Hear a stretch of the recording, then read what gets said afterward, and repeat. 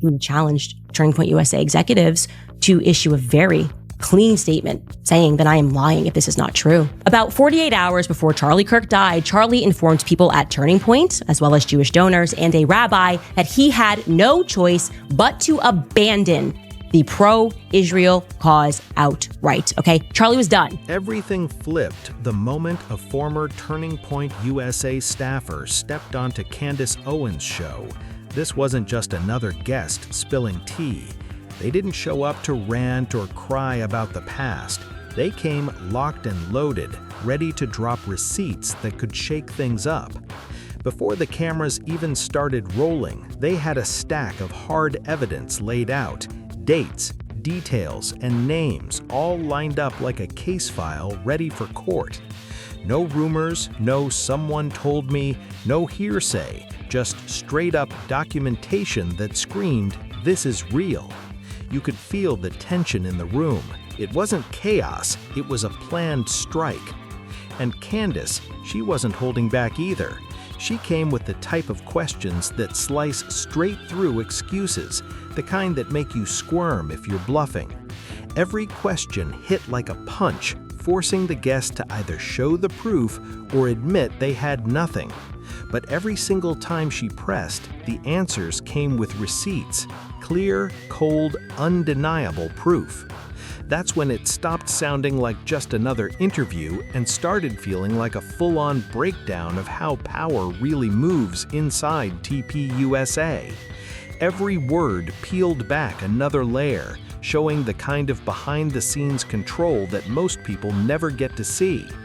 What made this moment blow up louder than any scandal before wasn't the drama, it was who it came from. This wasn't a random critic, a salty ex-rival, or the media trying to twist a headline. This was someone who lived it, who walked those halls, watched the orders flow, and saw authority quietly shift from hand to hand. They described how Erika slowly tightened her grip, one decision at a time, until she had her stamp on everything. When Erika Kirk came in as leader, I don't even know how to explain it. The vibe just shifted, like instantly. And then she starts bringing in all these new people, total unknowns. No social media, no LinkedIn, no nothing. It's like they just appeared. Everyone in the office is joking, well, half joking, that they're all spooks. And honestly, it fits. And now that insider was sitting across from one of the biggest conservative voices saying point blank that TPUSA doesn't run the way supporters think it does anymore. That hit deep. It wasn't an outsider throwing shade. It was an insider lifting the mask right off the machine. This wasn't some vague whistleblower moment or a teary "I was wronged" story. It was a straight-up accusation backed by legal documents, the kind of receipts that make people sit up and pay attention. The paperwork laid out exactly how Erika runs things, and it wasn't pretty. These weren't your average confidentiality forms meant to protect donors or private company info. Nah, these were heavy-duty contracts built to keep people quiet once they left. They were structured to trap ex-staffers in silence, blocking them from ever talking about what really went down behind the scenes. That's not about protecting the brand, that's about control. And the language? Brutal. No confusion, no soft edges, just harsh, intimidating wording that made one thing clear: speak out and you're done. The former staffer even showed Candace the exact sections, real, printed proof. So people start digging around just to see who we're really working with. And it gets creepy fast. Her mom works for some Israeli defense firm, something to do with missile systems, like the Iron Dome level stuff. Her dad literally wrote the book about how to integrate private companies into the intelligence community. And Erika, she loves to brag about her connections. She'll say stuff in meetings like, if I want to know something about someone, I can have it by morning. Mossad doesn't sleep. Breaking those terms doesn't just cost you money, it's designed to crush you legally if you dare to hint that something's wrong inside. Here's where things get wild. These intense contracts didn't just appear out of nowhere. They started popping up right after Charlie was pushed out, before Erika fully took control. Back when he was still around, employees weren't being pressured to sign anything this extreme. But now, if you work at TPUSA, you're basically signing away your right to ever call out the leadership in public. That's serious power play energy. Then she'll flash that megawatt smile like she's joking. But she's not. Everyone knows she's not. Does she actually work for them? I mean, yeah, everyone thinks so. She's hinted at it herself. And now, the whole office feels wired. Slack channels are dead. People don't say what they're thinking anymore. Everyone's paranoid, like the walls are listening. And it raises a huge question. Why would a Christian conservative organization need this kind of legal muscle to keep people quiet? If everything's truly above board, if the mission Charlie built is still being honored, what's Erika so desperate to protect? Why force every departing staffer into a legal chokehold just to keep them silent? These contracts don't just shut people up, they scream fear. And fear like that doesn't come from confidence, it comes from knowing there's something you don't want the world to see. Those terminations people keep talking about, yeah, they're starting to look a lot less random and a lot more strategic. This is crazy. Yeah, I understand where you're coming from. No, and I know you're going to keep saying that in your defense. Like, I know that. No, I know. And I know there's probably no magic string of words that I could piece together to procure some type of answer, but yeah. I think on a surface level, like, I'm not going to walk out of here until I say my piece. Like, I mean, y'all know this. I just worked a series of 80, 90-hour weeks plus for Invest. Yeah, I've had no direction or explanation since we've come back. Our CEO has been assassinated. I've done nothing but bend over backwards for this organization to the point where I'm wondering if this is a prank. It's not a prank. I would never do that. So I'm just trying to understand. And no, I understand. It's time to... So do I get to have a conversation with Dylan? Do I get to have a conversation with Justin or anybody? Or Nope. The part everyone needs to understand. This isn't about budget cuts or some friendly office reshuffle. What's happening inside TPUSA looks like a calculated clean-out. The people getting pushed out aren't lazy or underperforming. They're the ones who dared to ask the wrong questions about how Erika runs things. We're talking about longtime team members, the ones who helped Charlie build this whole thing from the ground up. Folks who've been around since before his passing are being called into quiet meetings and walking out unemployed. No warning, no exit talks, no performance reviews, just done. And when they ask why, they're met with silence or vague corporate lines about organizational direction. According to the ex-staffer who sat with Candace, the message inside TPUSA couldn't be clearer. Don't question Erika. Don't ask where the money's going. Don't ask why certain voices keep getting spotlighted while others disappear into the background. Just follow orders, or they'll find someone else who will. This doesn't look like leadership. It looks like a straight-up power grab. And the speed of it all, that's what's really chilling. It feels like Erika knows her time to lock in control is short. She's racing to secure authority before too many people start connecting the dots. The insider didn't hold back. They said TPUSA isn't the same Christian conservative group it once claimed to be. And this shift isn't about branding, it's about the heart of the mission itself. The movement Charlie Kirk built was supposed to stand for old-school American values, Christian faith, and real grassroots conservative action. That was the whole promise. That was the heartbeat of the mission. But somewhere between Charlie's removal and now, everything shifted, and it wasn't some small tweak, it was a full-on transformation. According to the ex-staffer, TPUSA's current leadership seems far more focused on pushing pro-Israel narratives than defending Christian conservatism. What used to be faith-centered gatherings have turned into events obsessed with foreign policy, especially the kind that lines up perfectly with one particular lobby's interests. To issue a very clean statement saying that I am lying if this is not true. About 48 hours before Charlie Kirk died, Charlie informed people at Turning Point, as well as Jewish donors and a rabbi, that he had no choice but to abandon the pro-Israel cause outright, okay? Charlie was done. He said it explicitly, that he refused to be bullied anymore, by the Jewish donors? Can you guys answer? Did he express that? Did he also express that he wanted to bring me, Candace Owens, back because he was standing up for himself? And then did he, just 48 hours later, conveniently catch a bullet to the throat? Speakers who've dared to question the Israeli government's actions are quietly wiped from event lineups. No public fuss, just gone. And employees who ask why a conservative youth movement is pouring so much effort into Middle Eastern politics instead of American cultural battles are told flat out to stay in their lane. And this isn't just gossip, it's trackable. You can literally see the shift in who gets the mic, which topics dominate the stage, and how the whole tone of TPUSA's messaging has evolved over the past 2 years. The ex-staffer even said staff inside the building have started joking, darkly, that TPUSA doesn't stand for Turning Point USA, it stands for Turning Point USA Israel Edition. And here's the part that makes this whole thing impossible to brush off.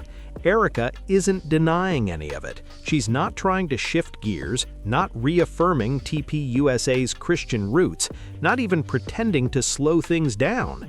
If anything, she's hitting the gas and speeding up the transformation. Which sparks one major question. Is she being influenced, or was this her plan all along? Because once you start connecting the dots, the picture gets real clear, real fast. The ex-staffer laid it all out for Candace.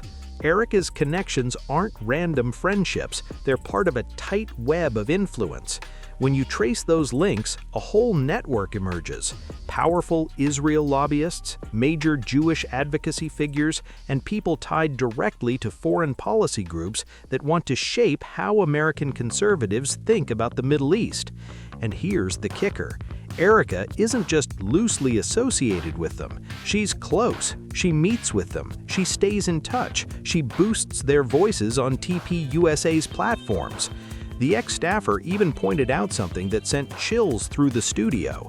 Erika has more documented contact with Israeli lobby figures than she has with Christian pastors or conservative activists, the very base TPUSA was built on. That's not just a shift in direction, it's a total rewrite of who holds the real influence behind the curtain. Found very odd about, this Christian conservative company is they rented 2 stripper vans to take us out to the city. Once we got down to the bars in Arizona, they started getting up. That's not coincidence. That's straight up strategy. And what makes it even wilder is that Erika knows people are starting to notice. She knows the optics look bad, but instead of backing off or clearing the air, she's doubling down. Anyone who dares bring up the issue inside TPUSA, gone. Anyone leaving the organization, forced to sign ironclad NDAs before they walk out the door. It's the behavior of someone who's been caught but refuses to admit it. If Erika is truly loyal to TPUSA's original mission, then why doesn't her calendar reflect it? Why does every move she makes point further away from the vision Charlie built? To see how this happened, you've got to piece together the timeline, because none of this unfolded by accident. Step 1. Charlie's pushed out. Suddenly, Erika becomes the emotional centerpiece of TPUSA. Nobody wants to challenge a grieving widow, it would look heartless, so she's given space, sympathy, and most importantly, access. That sympathy became her shield. Step 2. Erika slowly starts shifting staff. Small adjustments at first, rearranging teams, bringing in new advisors. Everyone assumes it's part of her healing process, just her way of staying involved. But those advisors, they're not Charlie's crew, they're her people. Bit by bit, she replaces the old guard with loyal faces who answer only to her. Step 3. The NDAs. At first, it's quiet, just a few here and there. Then suddenly, it's policy.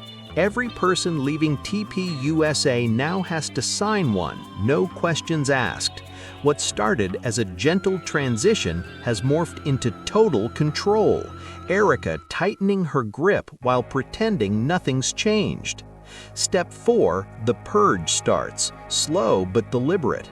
Longtime employees begin disappearing one by one, not in a dramatic sweep, but just enough to make everyone nervous. The unspoken message becomes crystal clear. Ask the wrong question and you're next. Fear starts spreading through the halls like smoke. Step 5, then the ideological shift hits full force. TPUSA events don't look the same anymore. The vibe, the themes, even the stage setup start changing. The once faith-based energy is replaced with messaging that feels completely foreign to what the organization was founded on.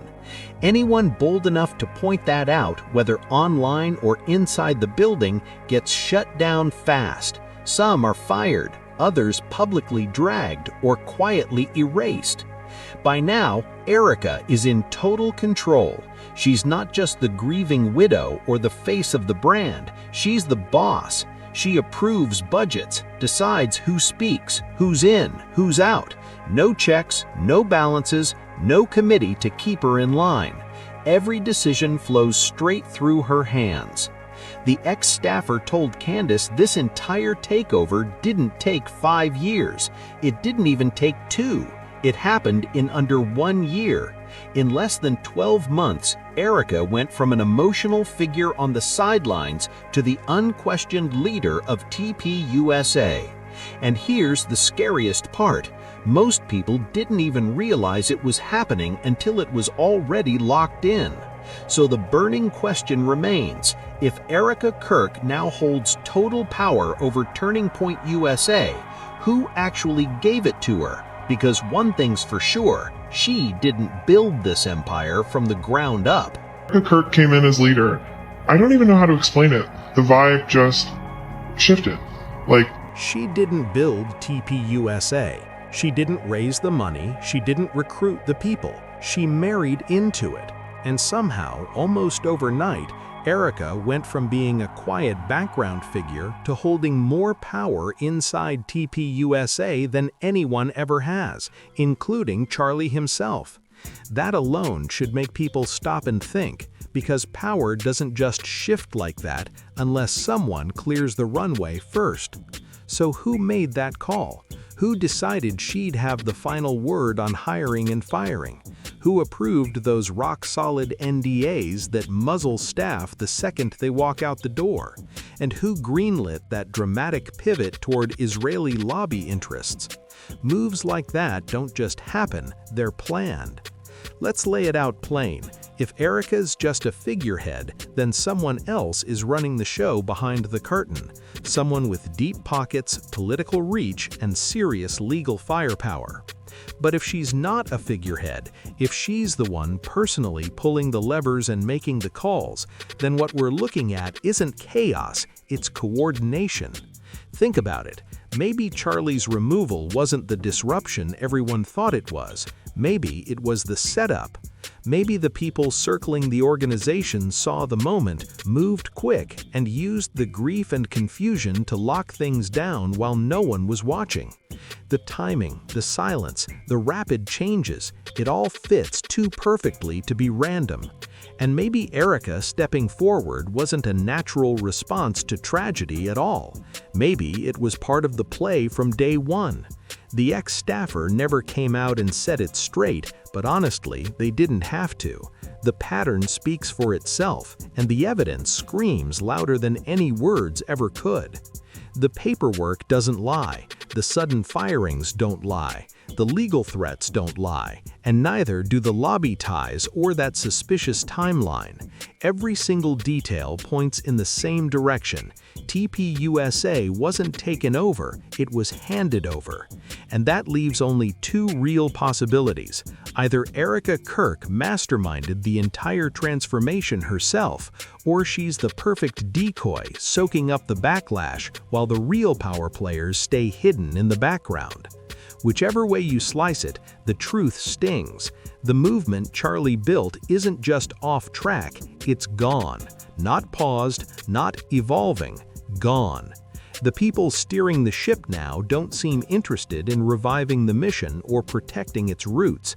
They've built something totally different on its ashes. And once you catch that pattern, you can't unsee it.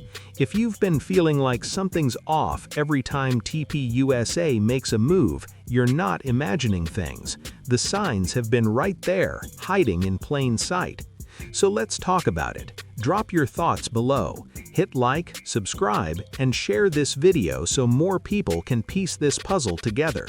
Because this story, it's far from over. There's more under the surface, and the next chapter might just blow the lid off everything.